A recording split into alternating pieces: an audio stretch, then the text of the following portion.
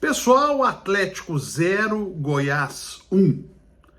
Se você olhar pela tabela, se você avaliar a condição atual da Série B, você pode dizer que o resultado não está longe da realidade. É óbvio que eu não estou falando sobre o que aconteceu no jogo, estou falando puramente sobre essa linha, Atlético 0, Goiás 1. O problema é o que o Atlético perdeu antes. São os pontos que o Atlético perdeu para o Atlético Goianiense, para Botafogo de Ribeirão Preto, pontos que fazem falta. Pontos que hoje deixam o Atlético a 10 pontos do Goiás, time que o derrotou, 10 pontos também do Curitiba, a 7 pontos do Novo Horizontino.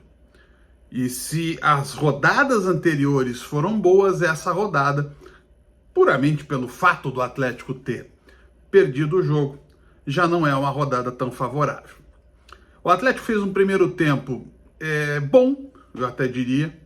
É claro, e eu já falei isso em outros jogos do Atlético, né? O resultado acaba condicionando meio que tudo errado. Mas o primeiro tempo do Atlético foi bom, de razoável para bom, se alguém quisesse um pouco mais criterioso.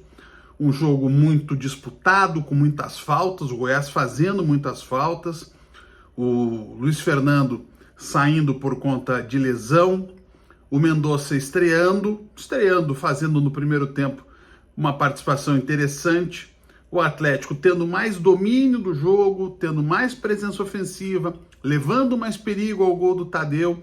O Goiás no primeiro tempo praticamente não ameaça o Mikael. O Esquivel põe uma bola na trave e o Atlético, em tese, termina bem o primeiro tempo. E aí, o Odair Hellmann foi tentar fazer algo que normalmente ele não faz na carreira dele, que é colocar o Atlético inteiro para o ataque. E aí, mais que eu analise, já vem a análise do técnico na coletiva, quando ele diz, olha, tentei e não funcionou.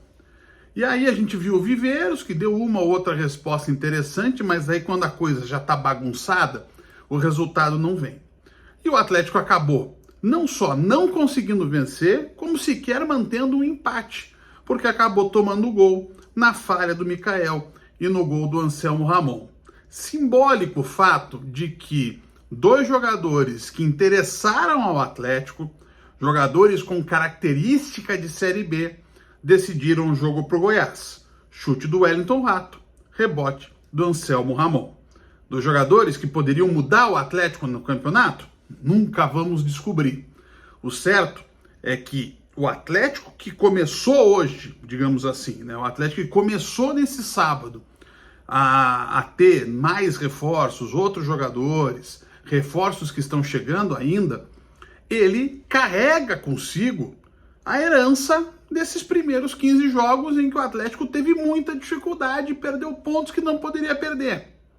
Em especial, repito, as derrotas para o Atlético Goianiense e para o Botafogo. Isso obriga o Atlético a ter que buscar mais resultados fora de casa, mas obriga também, em especial, o Atlético a ter muita atenção ao seu rendimento dentro da Arena da Baixada.